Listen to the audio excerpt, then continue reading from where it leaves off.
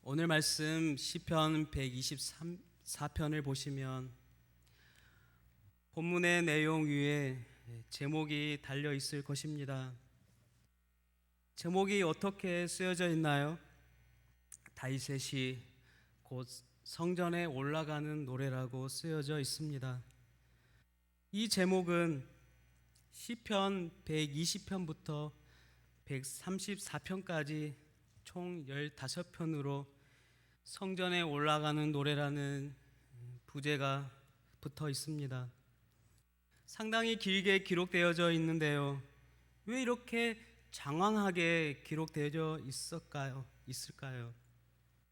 그만큼 성전에 올라가서 하나님과의 만남 가운데 하고 싶은 이야기가 많은 것입니다. 하고 싶은 찬양이 많은 것입니다.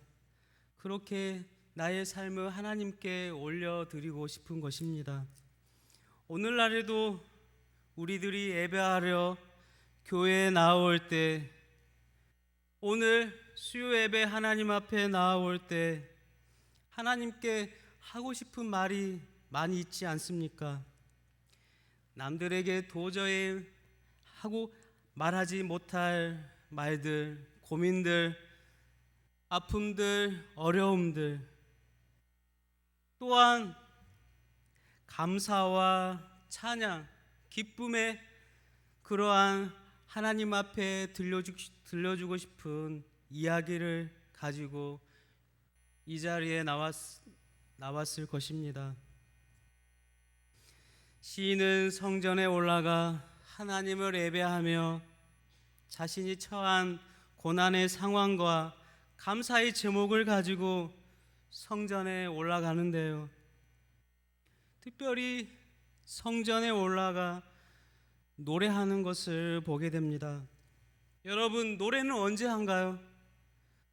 슬플 때, 괴로울 때 노래를 하나요? 아닙니다. 기쁘고 감사할 때 노래가 나오는 것입니다. 소망이 일어날 때, 감사가 일어날 때 내 안에서 노래가 흘러나오는 것이죠. 찬양이 나오는 것입니다. 저번에 수요 예배 때 시편 123편에서 시인이 은혜를 베푸소서라며 고백하면서 하나님 앞에 찬양하는 것을 보게 됩니다. 힘이 들지만 성전에 나아가 하나님 앞에 나아가 은혜를 베푸소서라며 은혜를 구하는 것입니다. 오늘 말씀은 이제 우리 편이 되어주시는 하나님을 찬양하고 있습니다. 우리를 도우시는 하나님을 찬양하고 있는 것이죠. 왜 이렇게 시인은 찬양하고 있는 것인가요? 그에 관한 배경이 있는데요. 다윗은 자신의 민족 이스라엘을 품으시고 구원하셨던, 늘 이스라엘과 함께 하셨던 하나님을 회상하고 있는 것입니다. 오늘 말씀 1절에 이스라엘은 이제 말하기를 여호와께서 우리 편에 계시지 아니하셨더라면 우리가 어떻게 하였으랴. 이스라엘 역사 가운데 얼마나 많은 어려움이 있었겠습니까? 애굽의 포로시기, 당시 최강의 군사력을 지녔던 바로에게서 출애굽하여 홍해 앞에서 거의 잡히기 직전이었지만 하나님이 함께 하셔서 홍해를 가르시고 최강의 애굽의 군대들을 바다 한가운데로 몰아세우셔서 물로 그들을 삼켜 최후의 죽음을 맞이했지 않습니까? 바벨론에 의해 예루살렘 성은 무너지고 파괴되고 이제 하나님의 은혜로 이스라엘 백성들이 예루살렘의 성에 돌아왔지만 무너져 있는 성을 바라보며 통회하며 다시금 마음을 새겨서 다시 성을 재건하려 하지만 주변국들의 반대와 특히 산발락과 도비아, 아라비아 사람들이 방해하고 그들이 크게 분노하는 것을 보게 됩니다. 그러나 이러한 상황에서도 하나님이 이스라엘과 함께 하심으로 그 성벽 재건을 52일 만에 마쳤던 것을 우리는 보게 됩니다.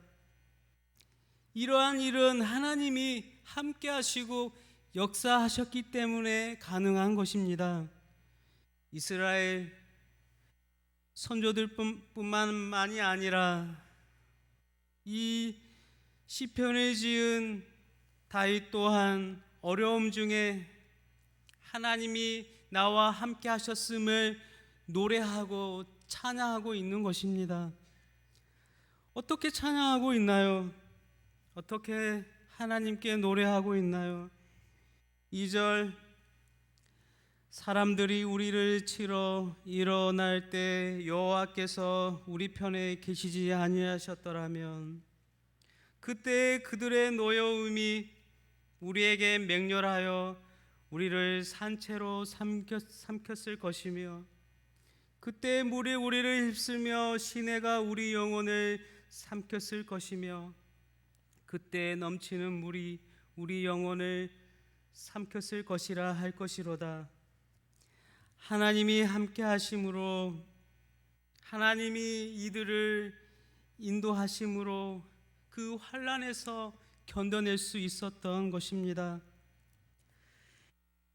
이렇게 내 편이 되어주시지 않는다면 나는 대적들의 기세와 노여움에 어린 양처럼 늑대에 의하여 죽임을 당할 뿐만 아니라 산채로 삼켜지게 될 것이라 말해주는 것입니다. 이렇게 산채로 삼켜지는 거 얼마나 끔찍합니까? 그 고통, 그 아픔.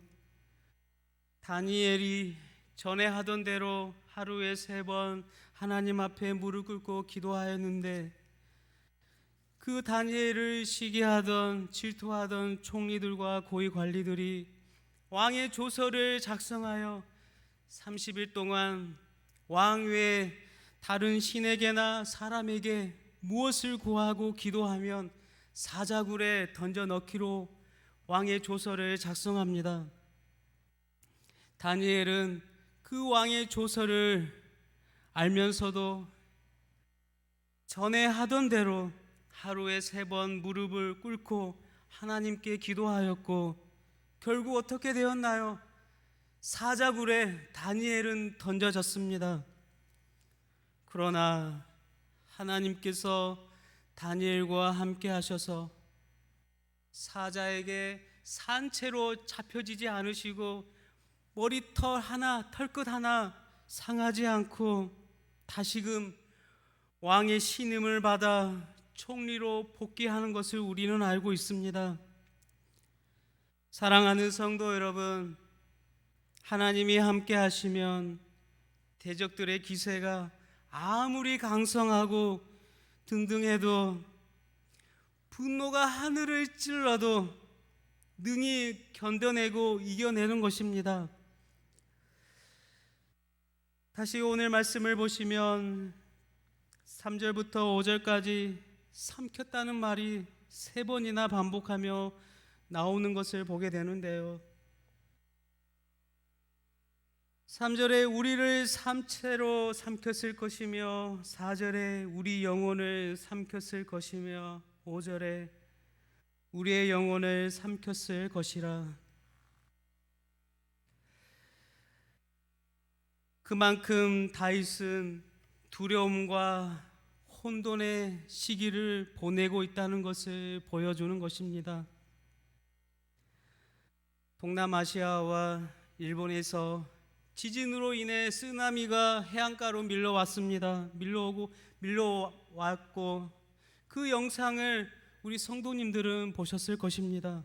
거대한 파도가 해안가에 밀려 들어오면서 거대한 집도 자동차도 모든 물건을 그 쓰다미의 큰 파도가 삼켜버리는 영상을 보면서 우리들이 직접 파도에 휩쓸리지 않았지만 무섭고 두려움에 떨지 않았습니까?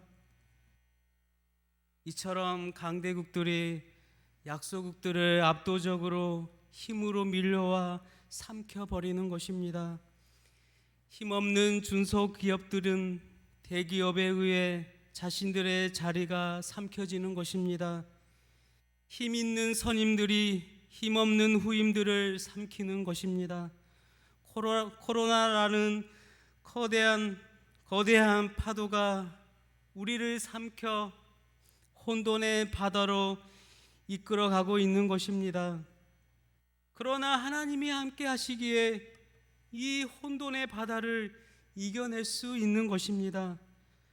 믿음으로 나의 처한 현실과 상황들을 이겨낼 수 있는 것입니다. 이것이 바로 하나님이 함께 하시는 성도들의 저력인 것이죠. 성도들의 파워인 것입니다. 성령의 능력인 것입니다. 우리들을 압도하는 현실 앞에 이 현실이 우리를 괴롭히지만, 우리를 힘들게 하지만 우리는 우리의 편이 되시고 우리의 함께 하시는 하나님으로 인해 능히 이겨내며 벗어날 수 있는 것입니다. 그래서 7절에 우리의 영혼이 사냥꾼의 올무에서 벗어나 새같이 되었나니 올무가 끊어짐으로 우리가 벗어났도다. 우리의 영혼이 사냥꾼의 올무에서 벗어난 새같이 되는 것입니다. 사냥꾼의 올무에 갇혔지만 누군가의 힘으로 올무가 끊어지고 그로 인해 벗어날 수 있는 것입니다. 그 힘이 그 올무를 한 올 한 올 끊어버리는 그 힘이 바로 하나님의 손길인 것이죠. 왜냐하면 하나님이 우리의 편이 되시기 때문입니다. 아무리 사단마귀 우리를 올무에 매어도 하나님이 우리를 사단마귀의 올무에서 한 올 한 올 풀어주시는 것입니다. 그러므로 우리들이 해야 할 일이 무엇입니까? 이 성난 파도 같은 이 시대 속에 살아가는 우리들이 해야 할 일이 무엇입니까? 바로 천지를 지으시고 전능하신 우리의 능력이 되시는 하나님을 바라보는 것입니다.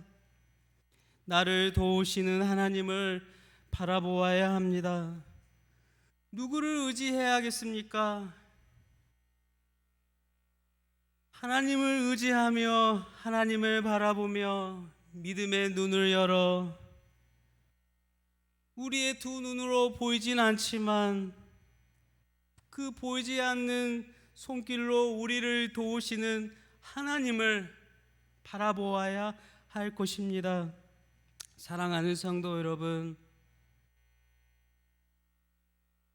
여전히 우리의 인생의 어려움과 상황은 쉽게 변하지 않을 것입니다.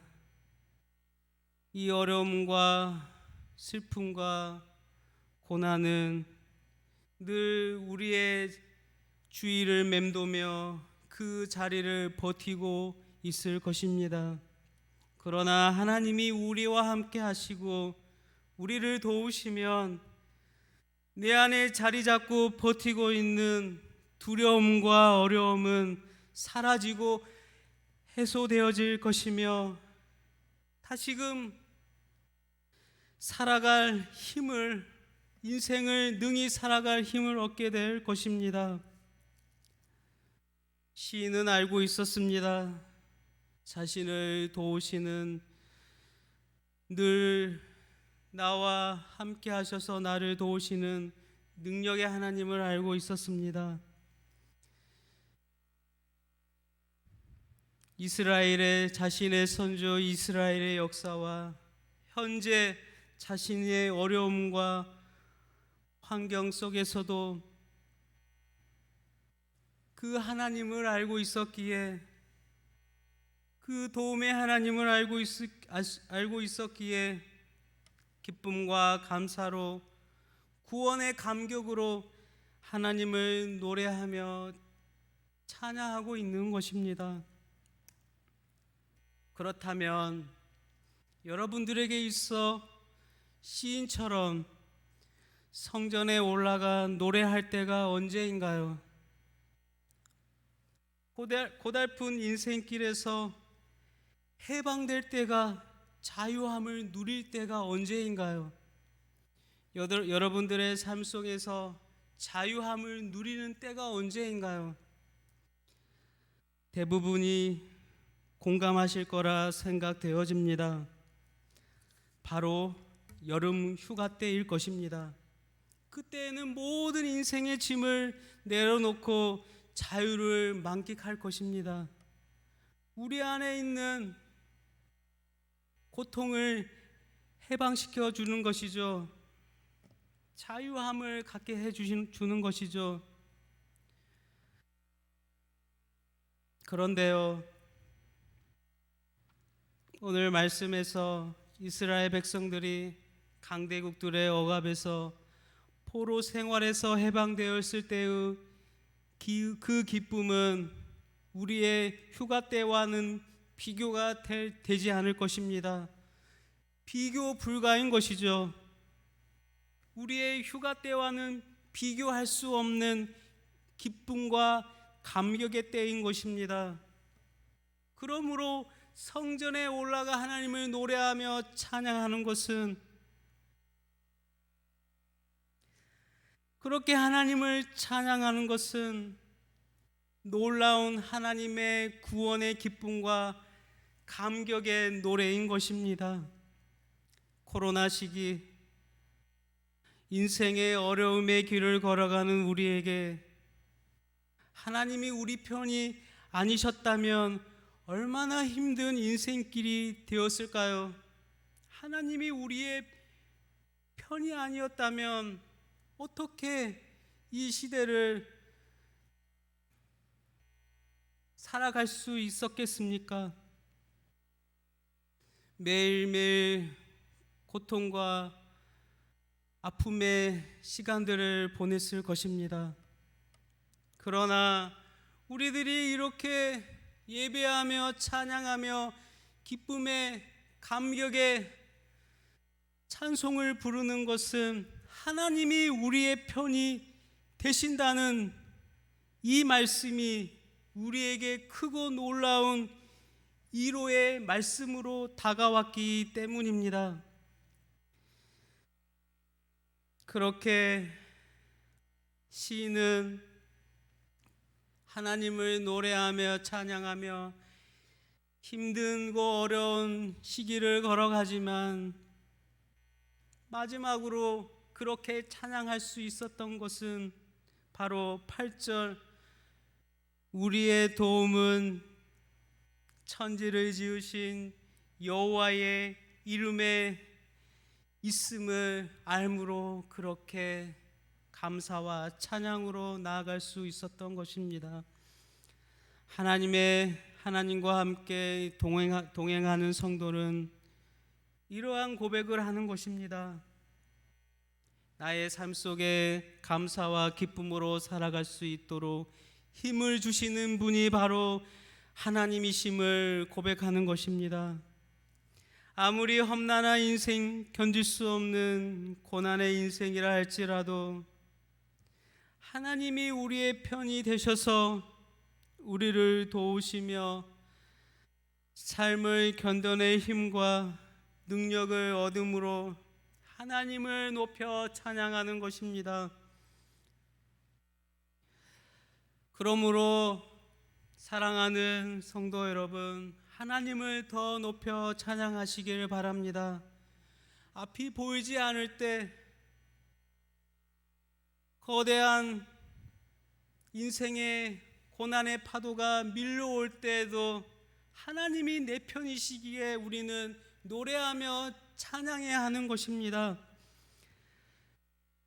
그러므로 우리는 시편 121편 1절과 2절에 내가 산을 향하여 눈을 들리라 나의 도움이 어디서 올까?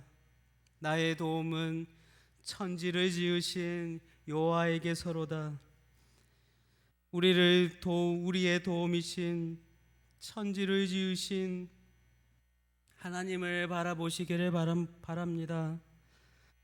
끝이 보이지 않는 코로나 시기, 그리고 우리에게 부딪히는 인생의 파도 앞에서도 능히 믿음으로 이겨내며 승리하고 감사하는 저와 여러분들이 다 되시기를 주님의 이름으로 축복드립니다.